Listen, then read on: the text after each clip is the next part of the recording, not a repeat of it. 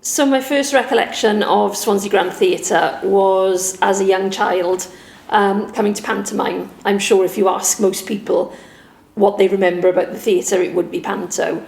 Our local chapel, I went to Sunday school every Sunday. They would pay for us to come and see panto every year if you attended regularly. So it was quite an incentive, to be honest.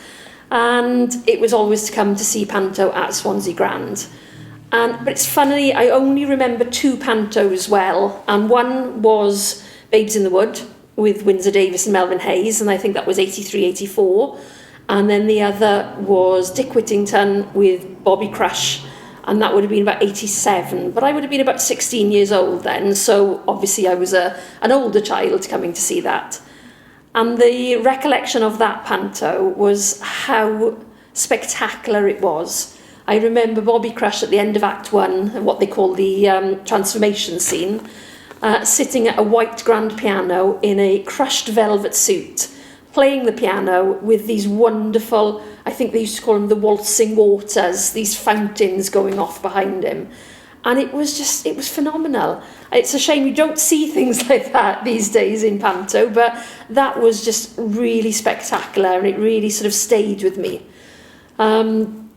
Then my next kind of foray with the theatre would be, I was about 17 or 18, and I was approached. I was into amateur dramatics. I used to do as many shows as I could at that age. I loved being on the stage. And I was approached by a very, very dear late friend, Peter Howard, for Gendros Amateurs, and he asked me would I go into one of their shows. They were short of dancers, and they were doing The Merry Widow. And I came over from Neath to be in that production, and it was performing on the theatre, and I was just in awe. The opening of the show, they had two young boys in sort of white powdered wigs going out into the curtain and raising their hands, and the curtain went up, and I thought it was spectacular. I'd never been on a stage where that had happened before. It was a wonderful, wonderful thing. And performing on that stage is magnificent. It's unlike anything I've ever really been involved in since, to be honest. So I always knew I wanted to be involved in theatre in some capacity, whether it was performing or working in a theatre. And I was very, very lucky at the age of 21. I got accepted into Mountview, it's now called Mountview Conservatoire of Performing Arts. It was just Mountview Theatre School back then. And it was a 3-year musical theatre course. So at the age of 21, I moved to London. And when I came out of college, as a lot of actors do, you struggle to get work. I had bits and pieces. But I got a part-time job in one of the theatres in London. And it was in the box office, Theatre Royal Haymarket. And I kind of stayed there for 7 years. So after 10 years of being in London, I just decided that I wanted to come home. And coming home, I knew I wanted to stay working in theatre, and the only place I could think of working would be at Swansea Grand Theatre. So I came home about 3 months prior for a weekend to me moving back, and I came to the theatre, and I remember handing a CV in across the box office to be told, unfortunately, there were no positions at that time. So I came back to live in Neath in the July, and within a couple of months, a position came up in box office, and I got a lovely phone call from the then box office manager to say, there's a position come available, would you be interested in applying? I applied, and thankfully I got the job.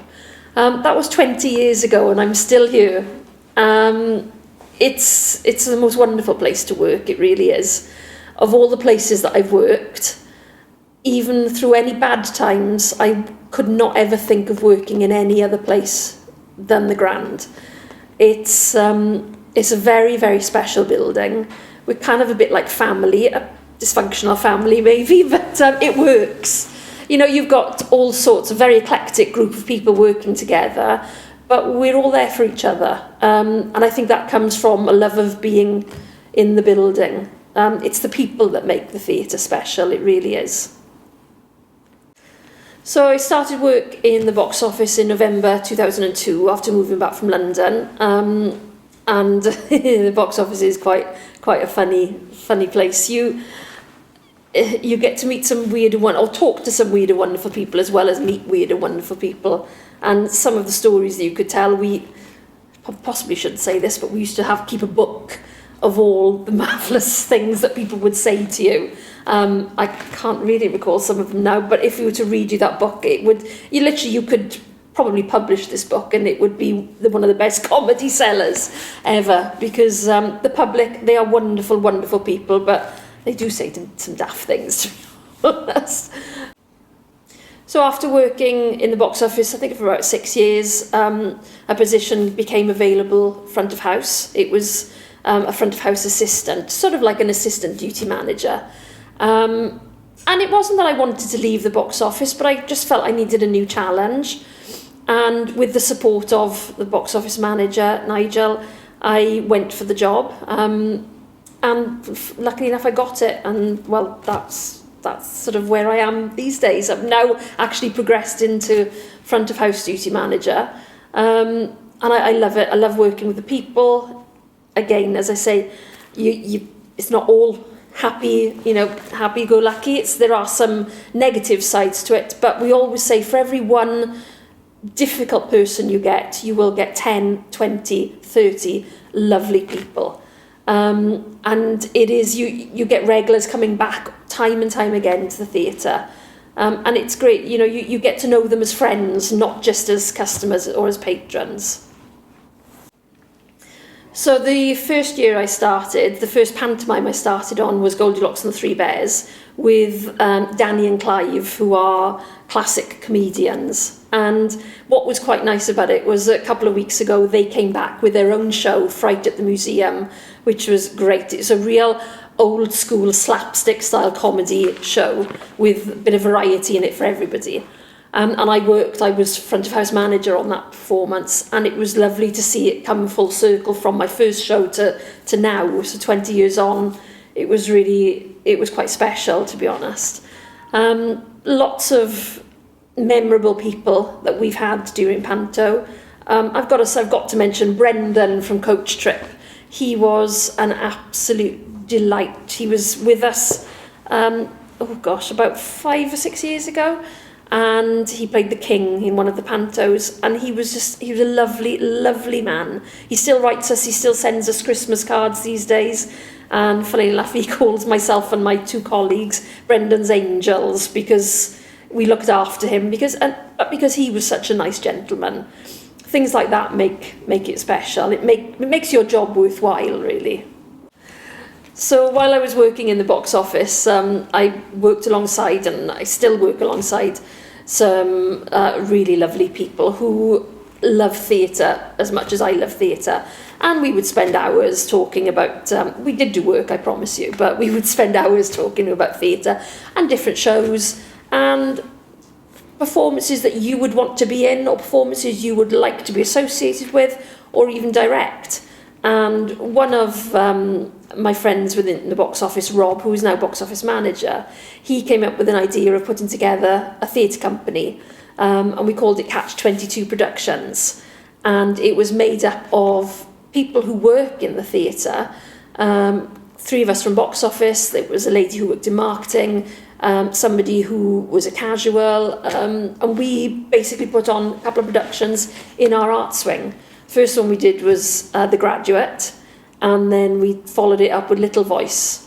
And it was really nice actually to see it full circle, because we were involved not only in the concept, but being in the box office. We sold the tickets for it, we directed it, we performed it, we marketed it, we did everything for that production.